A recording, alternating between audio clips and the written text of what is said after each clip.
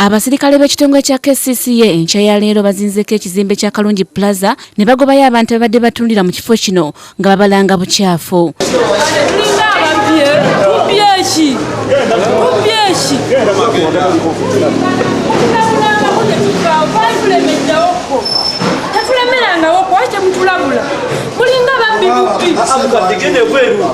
Mu kavuvuŋŋano kano abakazi 3 be bakwatiddwa n'ebintu byabwe omuli amasigiri, amaseppiki ne babitikka ku mmotoka yaabwe ne babitwala.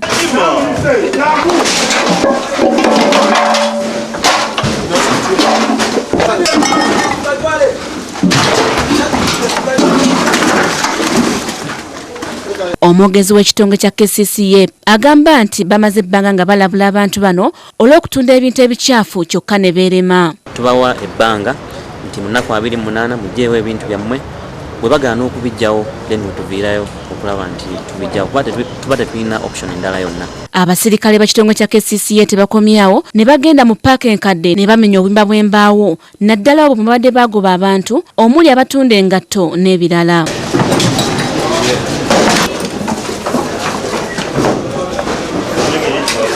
Abantu abamu Bukedde TV beeyogeddeko nabo bavumiridde ekikolwa kino nga muno mubaddemu n'ekiggala.